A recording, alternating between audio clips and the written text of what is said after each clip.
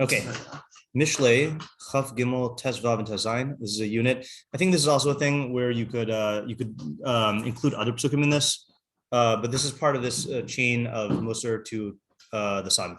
Okay, so Bni, Im Chacham Libecha, Libi Gamani, V'Sa'alozna Chiliosai, V'Dabir Sefasecha Mesharim. I'm gonna what? So much like the paragraph that you quoted last week. Oh yeah. The Yismach, then Chacham Yismach. Yeah, definitely. So you see, he's consistent. Yeah. Okay. So what's the translation here? My son. If your heart, Yeah, I think. Yeah. Oh yeah. If your heart is wise. Yeah. So I'm gonna go ahead and treat this as being as being past tense. If your heart has become wise, because it's chacham, has become wise. And you're correct though, that leiv can mean mine. Yismach libi gamani. So too, my heart will be happy. Yeah, my heart will also be happy. Okay, gotta have an exclamation point there. Okay, then and more. The ta'alozna chiliosai b'daber sefasecha mesharim. I guess this is part of the sentence. Yeah, Allah's. Like strange? No. It says Kav and Tehillim, and then you're like the name Aliza. Yeah, that's what I was gonna say. Surely you know someone whose name is Aliza. Yeah, I realized when I was preparing for that to happen today, also because I feel like I've said that before, and maybe this is just a thing I do. Do other people not know the translations of names? Some of them. Because like maybe it was because I came into the Jewish world like from the outside, that like whenever I heard a new name, I'd be like, oh, what does that mean? I think if the name strikes me as not a name. Yeah. Like if it's like, let's say like an uncommon name or something. Yeah. Then I'll think about the translation. Right. Names I've heard, but frequently I don't think about it. Yeah. Yeah. Just because I'm thinking about the parsha. You know what Rachel means, right? No, that's Gamal. No. Okay, I don't know what I'm thinking of. Not Gamal. Leah. Oh, sorry. Rachel is a ewe, is a EWE, a sheep. What about Leah? Leah is mooing, or cow word. Yeah. So, but I'm prepping you because, I guess hopefully you do Shnai and Mikra and you see all the explanations of the names of the Shvatim. There's no excuse for that. But yeah, okay, fine. So Aliza means, so it means happiness or joy. So it could be, I don't know if it ever means to sing out in joy, but ta'los nakilos, what are klayos? Like innards or kidneys. Kidneys, yeah, right. Innards. So innards is actually going to be more relevant here than kidneys. You'll see why in a second when we do sadigon. So let's say my kidneys. And my kidneys. Yeah, and my kidneys. And my kidneys will jubilate. will rejoice. Will be jubilant. Yeah, we'll be jubilant. I'll say we'll be jubilant. Bedaber sefasecha mesharim. The words of your lips. Close. When you're bedaber. Speaking. Yeah. So now put it together in a way that makes sense in English. When your lips speak, Straightness. Yeah. Speak uprightness. Let's say uprightness. Okay. All right. So my son, if your heart has become wise, my heart will also be happy, and my kidneys will be jubilant when your lips speak uprightness. Okay. So yeah, kilosai. Oh, so klaya is kidneys. Literally is a physical organ, which I don't think that's what it means here. And also figuratively as the seat of emotion and affection. I think this is going to actually be a question here, which is what is implied by kidneys, because they had the leiv was the heart of some kind of thinking and feeling. The I don't know, you don't see this in Tanakh, but like the moach, like the brain, like in terms of like the Rishonim, they recognize that the brain has something to do with thought, and then kidneys were the other one, and somehow 2 out of 3 made it into the modern day language. But not, I don't hear people talk about kidneys like that anymore. You got to think with your kidneys.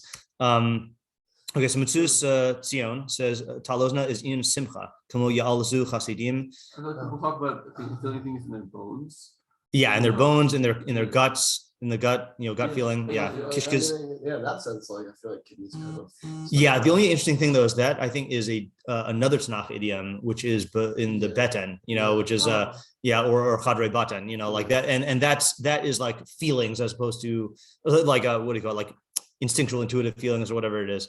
Okay, so talozna is inyan simcha k'mo yalazu chasidim, right? We say that in every day. Another excuse to now you know what you say. Kiliosai is tavas hasimcha hi b'klayas. So he takes the stance that the I wouldn't use the word lust here, right? The yearning or the desire of simcha is in the kidneys. Okay, the desire of joy is in the kidneys. That could be its own proverb. All right. But Sadigon, in contrast, says, hold on. Sadigon says, talozna v'tasis pnimiu sai. So he says innards, like you said, Chaim, my innards. And then Kafach explains, in simcha b'klayas. So there's no joy in the kidneys. Okay. So he says, there is no joy in the kidneys. I don't think we're going to be able to define this machlokus, but you should know it exists. Okay. So that's why they translate it differently. Okay, then we have Targum, which I forgot to look at as usual. Bri im chakim libach af ana chade ana blibi. So that's a straight translation, right? My son, if your heart had become wise, I too chade ani blibi ana blibi. I rejoice in my heart. The nirvazan kiliosai ad yamalalun sif vasayich tritzas. Yeah, sorry, kad. Yeah. And that's I think that's also a straight translation. Okay, we've got our scroll, which says, "My child, when your heart becomes wise, then my heart too will rejoice." That's pretty much what we said, right? They say it in the present or future tense. And my yearnings will exult when your lips speak righteous words. That's kind of like probably influenced by Metzudas ציון. And then Living Nach says, I'm going to go ahead and delete this. They say righteous words. I think we should reserve the term righteous for tzedek, right? As opposed to mesharim. Living Nach says, my son, if your heart is wise, my heart too will rejoice. My kidneys will delight when your lips speak uprightness. Okay, that's close to what we have. Alter says, my son, if your heart gets wisdom. Okay, yeah. My heart too will rejoice, and my inward parts will exult when your lips speak uprightness. So that's like what we have, or it's a little bit more IFSy. Okay, so the literal Alter goes on. He says the literal sense of the Hebrew is kidneys. Hence the King James version reins, which I didn't know that reins was a word for kidney. I thought that reins is the thing that like. Right. Yeah. Thought to be the seat of conscience. Okay. So that's what he says. Again, this is going to be, I think, an open question about what does kidneys mean here. And that's all. Okay. Yeah. Okay. So what are the questions and problems? What are kidneys? Yeah. Okay.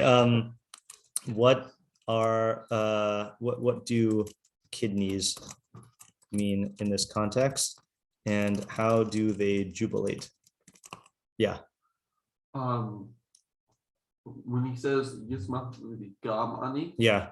What's the Gam? Okay. What is the Gam in Pasuk Tezvav? So I can think of two possibilities just in terms of how you apportion it.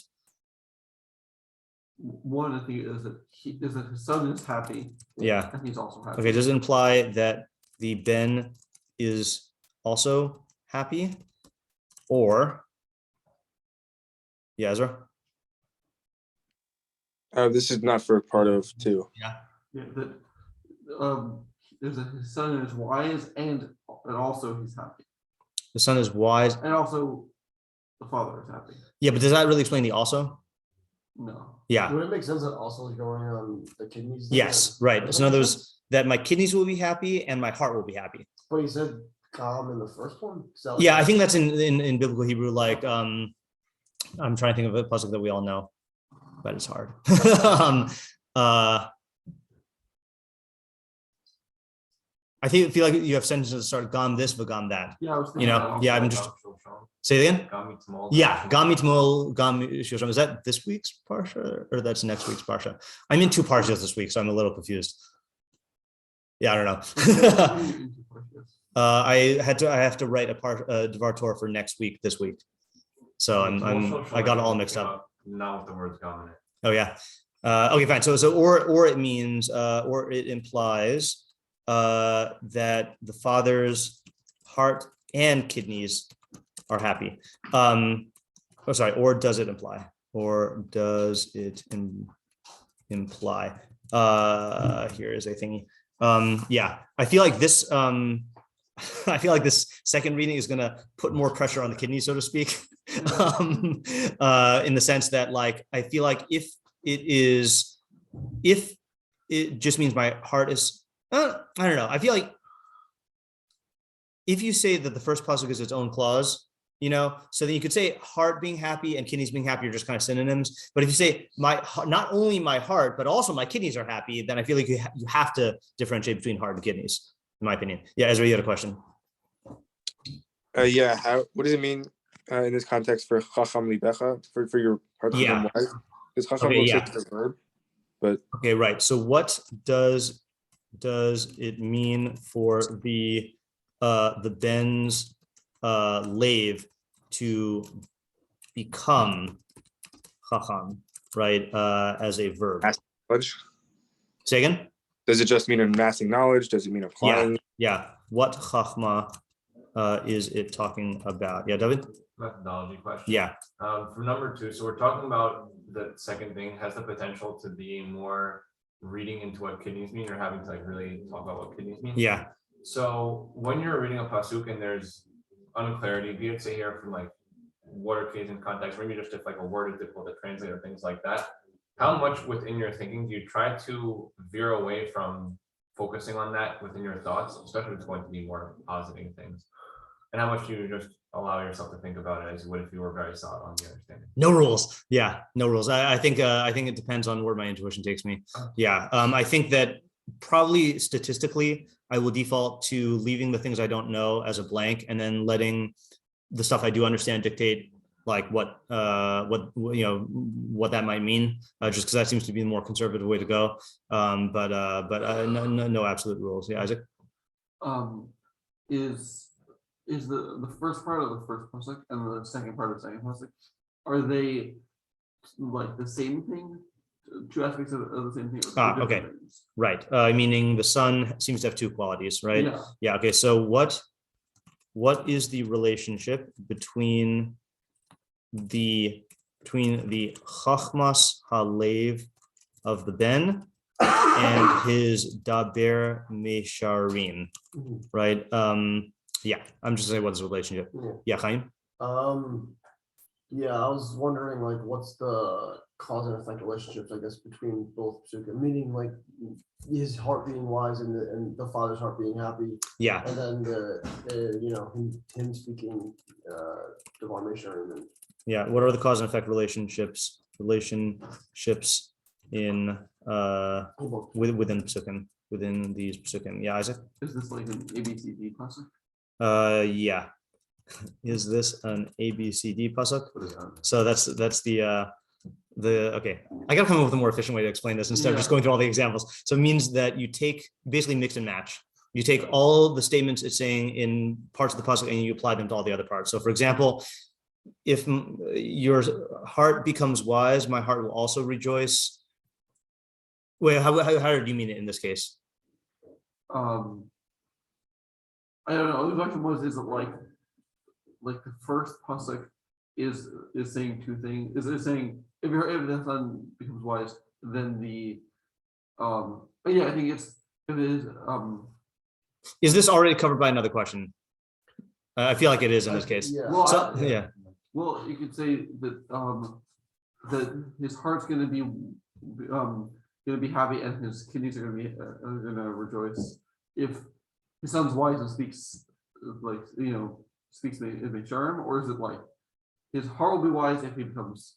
He's not really happy if his son. Oh, I see what you're saying. Okay, so in other words, is it okay? So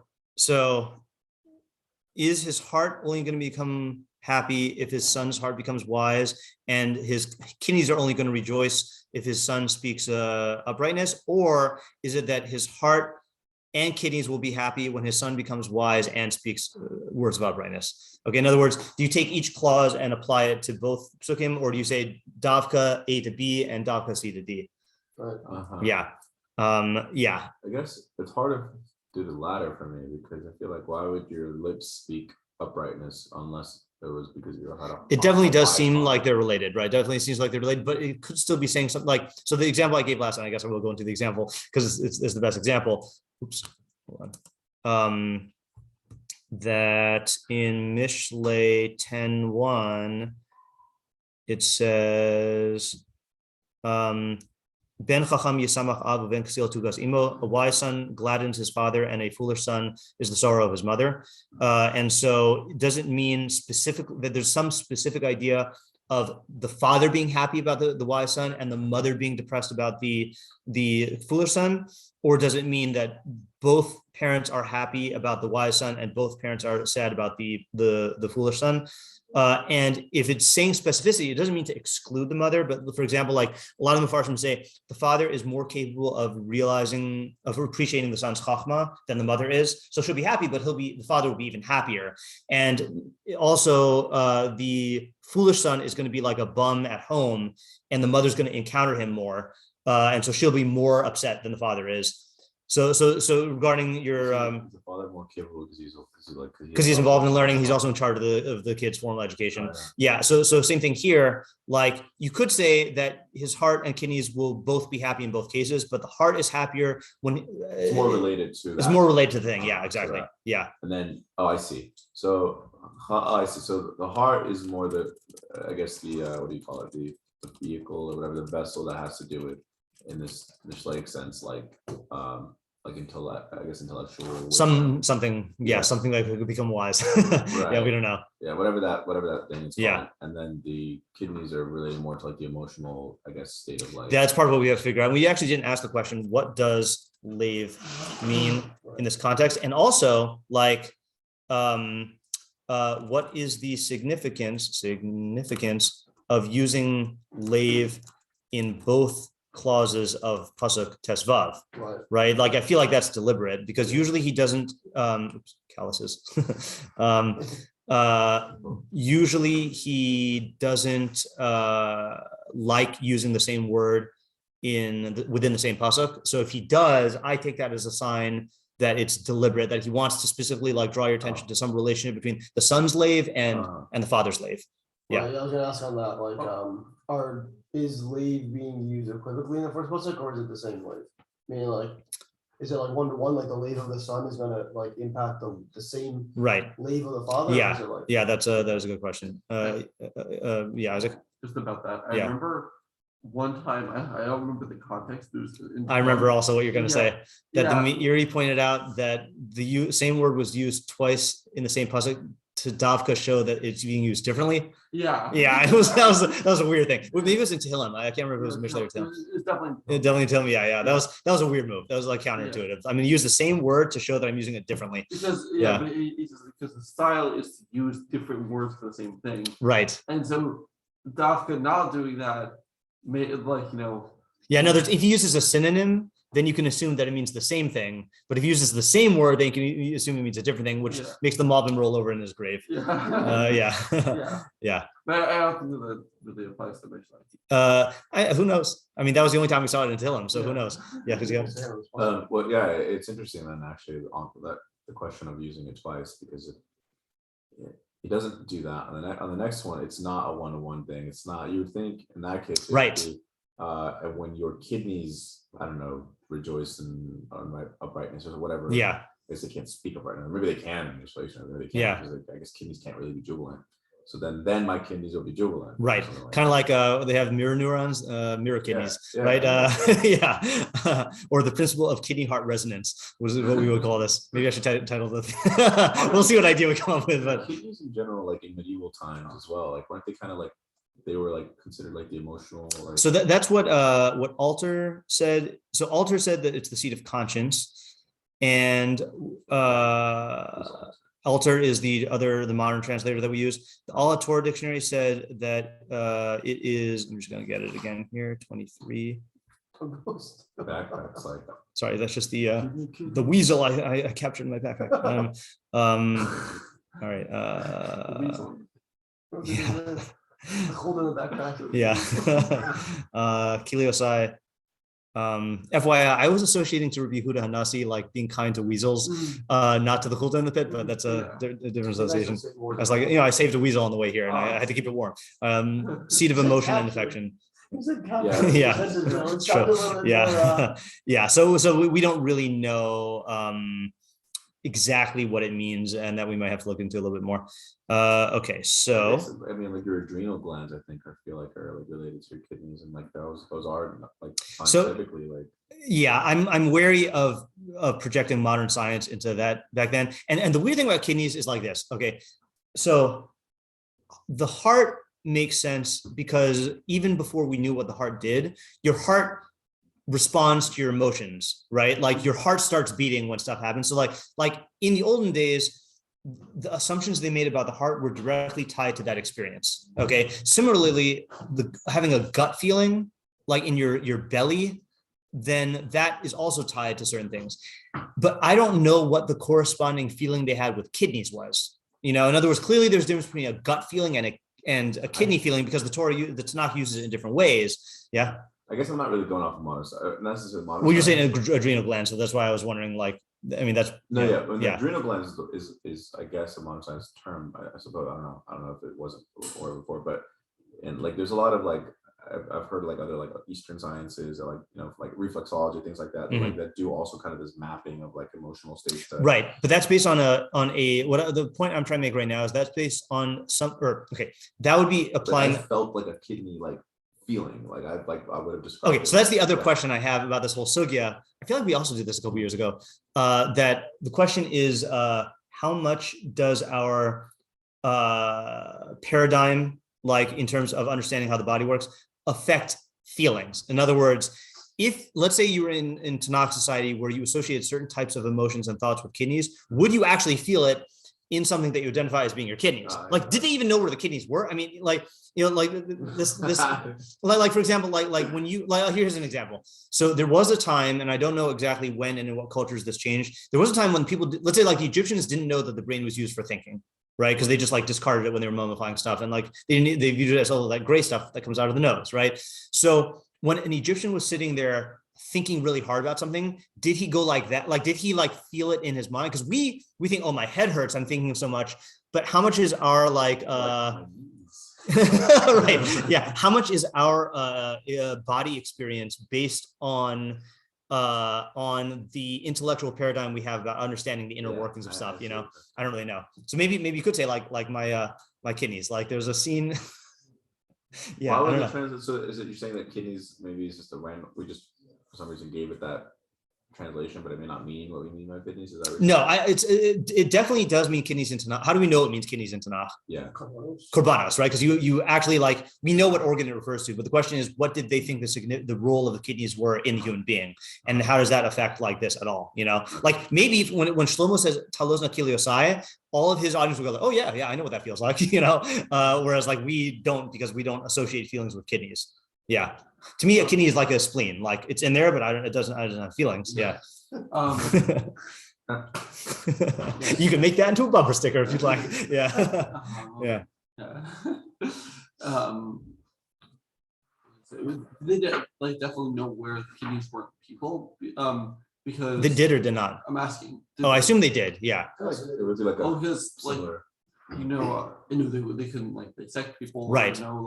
Yeah, I assume, and stuff, I feel like, and this is not okay. I know that certain things like they only got knowledge of when in the Renaissance, when they actually started dissecting humans. But I feel like there's a certain amount of basic information you can get from like accidents or like dead, like wounds in war or like or surgery, primitive surgeries and stuff. So I'm assuming they knew where the kidneys were, but I don't really know. Yeah. I don't really know where the kidneys are. I mean, I know they're right back there. Okay, yeah, all right. Kidney shot. Why did like what particular about that is going to cause this? Yeah. That was yeah. We'll spell out here. What about daber sefasecha causes the kidney jubilance? Yeah. And what about the Chacham Lev causes the Simchas Halev? Yeah. I'm assuming that, if you could also ask this alongside that, are these particular to the diverse Sharim, or just this is a paradigm of a certain type of way of being? Are you asking a question on whether Daber Sfasach HaMesharim is more expansive, or are you asking a question on whether the joy is more expansive? That's more expensive. Okay, Is so it like something particular about this Daber Mesharim, or is it just how general good things? Particular is each cause of joy? Yeah. I was just thinking of bad drasha is al tikri simchas halev ela simchas chelev. yeah, because the fat of the kidneys. Yeah. So I have a bad question. Okay. So how is Tesvav different from 10:1? Okay, good. Yeah. So it's not a bad question, it's just a later question, right? Yeah. So how is, I'm going to extend it even beyond that, is Tesvav different from all the other pesukim in Mishlei, which talk about how happy the father will be when his son is wise? For example, Yud Aleph. Yeah, Chaim?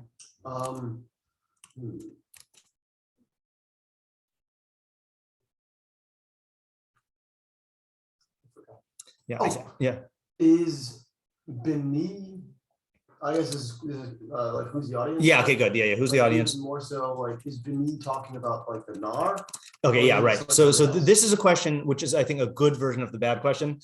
Okay, which is, so just to clarify what you meant. The reason why Isaac's saying it's a bad question is because typically we don't ask questions on pesukim based on other pesukim until after we learn the local pasuk. But given the fact that the previous pasuk that we just did last week was about a father to his son, and specifically, seemingly, at least according to many, specifically like his actual like young biological son. So the question is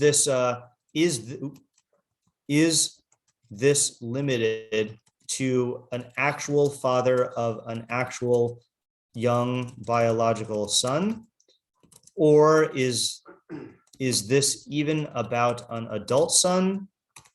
Or is this about any teacher-student relationship, right? Because that's the Meiri has, there are three sons, right? In three types of children in I don't think it's just Mishlei, but in Tanakh, there's your biological progeny. There's the progeny who you raise, right? Like for example, Mordechai.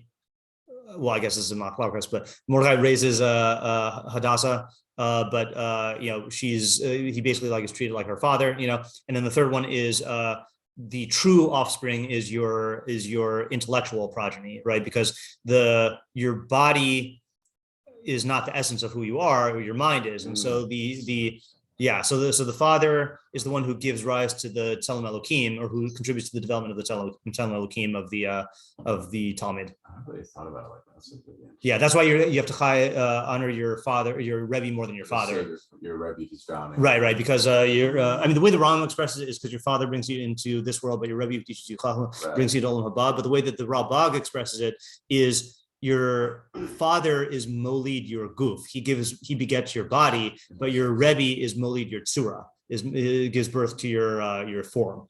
Yeah. He'd be like, quick, Dad, teach me something. Yeah. Okay. I feel like those are the main questions. I thought I had one more question. Did I? Oh yeah. So what? Yeah. So what? What is the practical application? And obviously this, as usual, is going to be connected to 9, but like, is it saying, it sounds like it's talking to the son, right? But the question is, or it's saying B'ni, right? But the question is like, so it's saying you should be wise to make your dad happy. Is that really like, and at chapter 23 in the book, again, I don't know if that's a good question, but like, we're pretty far into Mishlei already. Like if you made it this far, then you're probably like sold on the wisdom, wagon. Yeah. How many more chapters are there? There's 31 total. Okay. Yeah. But the chapters don't mean anything. Yeah, the chapters are just like all the other chapters in Synopsis. No, I was just wondering how long we had before we ran out of Mishlei. Oh, ran out of Mishlei. We'll start from the beginning again. Yeah, no. Also, just FYI, so in terms of where we're at in Mishlei right now, in terms of by right now I mean me. So I started chapter 10 for my weekly Mishlei shiur, and tonight, Bli Neder, we're going to finish chapter 11. Okay, and then we started chapter 18 in the morning Mishlei shiur, and we're probably going to finish 23 like by the end of the month. Yeah. So. And that was 2 years ago. That was 2 years ago. Yeah.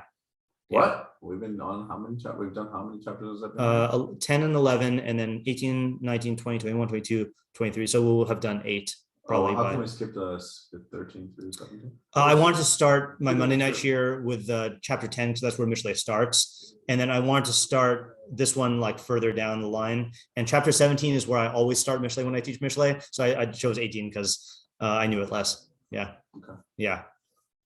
Okay. I have a personal thought based on the last question. Actually. Yeah. What was last? Oh, so what? Yeah. Yeah.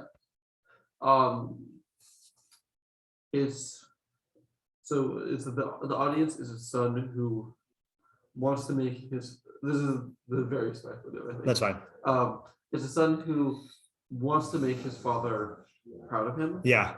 And the thing is that typically, and like something that you do that will like that like it's like maybe like something that your father wants something will make him happy in like the short term, but then just like fades away and he goes back to whatever your default relationship is. But if you become a chacham, then he's gonna be like happy in like a lasting way, and in a kaios way, Okay. Yeah. Yeah. Yeah. Yeah. I have an idea on it. Okay. Sure. Yeah. I mean, I think that's a good assumption. Yeah. I think I also agree that it's obviously it's the sons, the audience, or Yeah. or just the prototypical son, I guess. Yeah. And that the motivation is not so that you make your father happy, but more like think about how great it must be that if your happiness is able to impact and like be felt by your father, then you should be striving for such a happiness that is measured in such a way. It's like a gauge, and then that should show you that like it's going to be a reflection of the kind of happiness that you're going to be experiencing as well as a result of that. Okay. Yeah. I'm definitely inclined to say that the gum is going off of just within the first pasuk, that it's implying that the son is also going to be happy. Yeah. And it's saying that the father is going to partake of the same kind of happiness, right. And then the question will be, what's the point of that? So in terms of, I understand you're saying it's a gauge, but then how are you answering that last question of, or are you answering the last question of like how does this motivate the kid? In other words, if it's not just saying, learn so that your father will be happy, what is it saying? I think you're on to something there. Yeah, I'm trying to, I guess like the analogy I would give, like an example would be kind of like how we say like korbanos, like, or like any kind of like service is not really for Hashem, right? But we say like gladdens Hashem, right? But that's just a way for us to like sort of sort of direct like what are we doing exactly and how is this like beneficial? It's really beneficial for us because we get to do some sort of, so in a way it's like they're saying, look, you want to know that there's some like reality to your wisdom. Yeah. It is not just like some internal like thing that you feel happy about, but like we'll give it another element which will make it even more real to you, which is it'll be felt and seen and recognized by someone who's a true Talmud Chacham already, like your father. And when he's perceiving that, then you'll be like, oh wow, like this is a real thing. Okay, that's a good thing. But you reminded me, there is another possibility which I'm only going to put here because I suspect Rashi will probably say this, but I don't know. God. Yeah, is the Father Hashem, right? Like Rashi often uses that for the Father, Son, Mashalim. Yeah. David, did you have something? No. Okay. God's innards will be jubilant. Question. I guess that is harder to say because it does specify organs. Oh yeah, doesn't the Rambam say specifically about innards that we don't subscribe to God?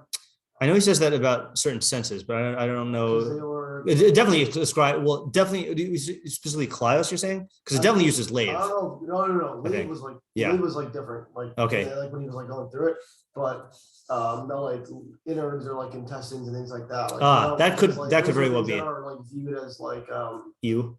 Yeah. Yeah. Okay. Yeah. All right. That would make sense, and that would be a disproof of that reading.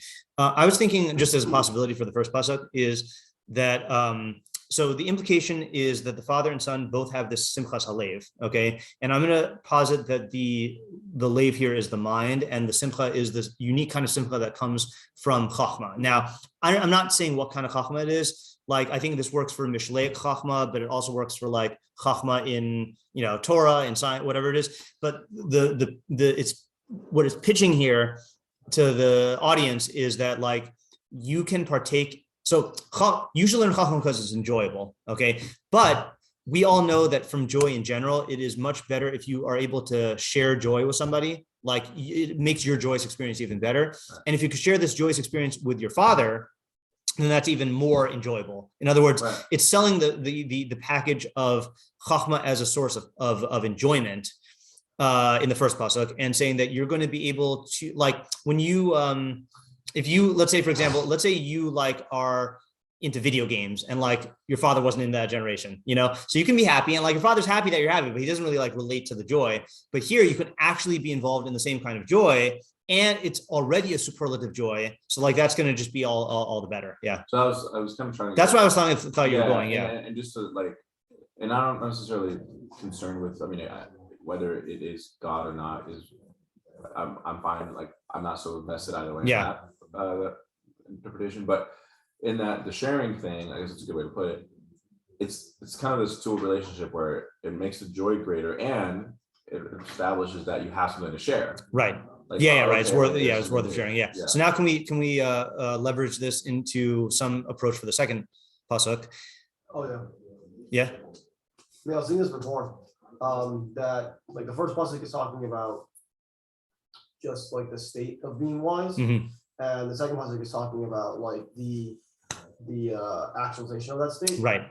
And I think that speaks more to the emotions, because actions don't necessarily speak to the intellect in this, like they don't need to, like you don't need to. So here's a question which we didn't raise, which is, why doesn't it talk about expressing the chachma in action? Why only in speech? Right. In other words, it doesn't say when I see you making good decisions, or when I see like you acting wisely. Right. Like, you could say like acting, holich b'derech mesharim, so let's add that here. Do we add? Yeah. I could just use like a cop out and say shiur pesach's or shiur before or that would be a cop out because yeah. All right. So why is the let me actually just append this to here. What is about those? It's in there. I don't know what it does. Why doesn't why does it focus on speech rather than like acting in line with mesharim? 6 is a super question. It is. Kidneys will be jubilant when your lips speak uprightness. The desire of the joys in the kidneys. Oh, there's that weird X again. There's no joy in the kidneys, says Sadigan. Well, he says innards instead. So yeah, he says innards. Yeah. Within your stomach. I had 2 ideas for that. Sure. So, one is, I'll go with that. Okay. So one is that, like the root of your actions oftentimes are your words. Like, the whole saying, be careful what you think, because you might say it, be careful when you say it, because you might do it, whatever. And so at that point, there's sort of like it's not where, like, we're not acknowledging the actions or anything. It's just that like it's sort of an implied thing that's going to result from that. Okay. That's one. The other idea would be more textually that there seems to be some sort of idea that like it's what's internally you first, like what's actually a part of your actions are real, but they're already kind of like a secondary thing in like the external world that are happening. And the more reflection on like what's going on within your, like your kidneys, your heart, and your lips are like the final. Yeah, so I think that actually fits better it fits in also with what Chaim was saying, which is that, okay, if you're talking about like the ultimate expression of the chachma, then it would be an action. Right. But if you're talking about the manifestation of thought, then it's going to be speech, right? Like so I think there is a way that we could focus on that paradigm. And then now the question would be, why does our pasuk about the father's joy talk about that as opposed to in the action? Not a read, but a thought of a route that can be gone down. The father here being happy for the potential that he sees that the son will have. where say the way that he's talking, you can see that his son is wise, the way that his son is talking, his son is thinking, that this suggests to him that his son will be ultimately successful whenever he's looking for a son to be. If he's looking for a son to be a Talmid Chacham or anything like that. If he's seeing that as Talmid Chachamim. Yeah. If he's then seeing that his son is thinking in certain ways, talking in certain ways, already has certain recognitions of different things. That's what's going to make his father happy. Not just in like particularly right now, oh, my son's a good 10-year-old boy. Yeah. But this 10-year-old boy is showing a sign that he's going to right. So it's a sign. So his speaking about Mesharim is a sign of the type of person to come, and then that's what makes him happy. Yeah, I think that's a good approach in general, also, which fits in with what you're saying. That's what makes it a long-lasting thing. Because it's not about his accomplishments now. Yeah, Chaim? I was gonna say that like speaking is different than action in the sense that action can just be something that's done by rote or by habit. Yeah. And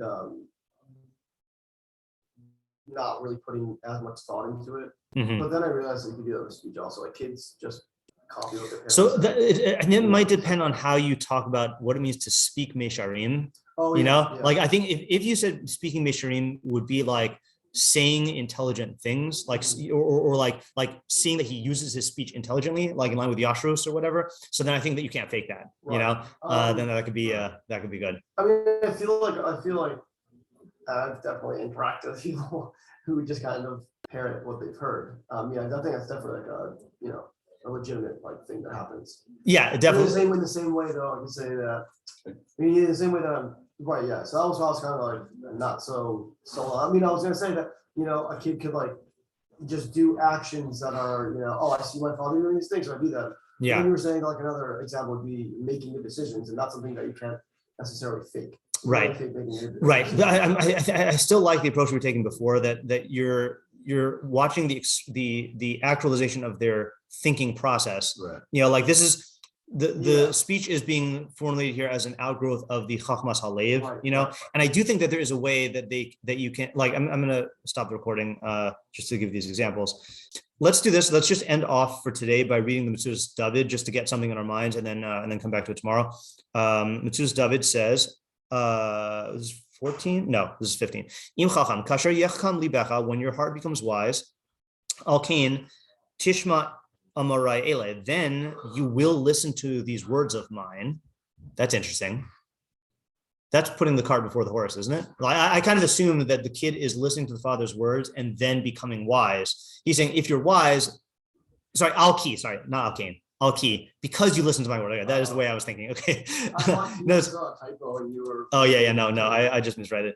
Hine az yismach libi gamani kisimchas libavecha. Then you will be. My heart will rejoice, just like the joy of your heart. Hoil umiyadi ba'alacha. Since your chachma came from me, that's a much more egocentric sounding simcha, right? Like, oh, I am the one who made you a chacham. Okay. It sounds like he's like for him, the audience is the father. Yes, it does sound like that. Yeah, he's just talking to the son. Yeah. Like, is that a valid move? I didn't think it was. Right? Okay, yeah. So now it is. B'daber ve'is yidabru sefasach misharim. When you at the time when your lips speak uprightness, layashir od es azulas. So misharim he's learning as when you are speaking wise to make other people yashar. So when I see you, okay. So the subject seems to have to do with making someone wise through speech, right? When I make you wise through speech, that'll make me happy. And then when I see you making someone else wise through speech, then I'll be even happier, So that's an interesting thing. But let's leave this in our lave and then be done. Whatever. Speak about it tomorrow. Yeah. Okay. We'll stop here for today. Thank you. Yep. Thanks.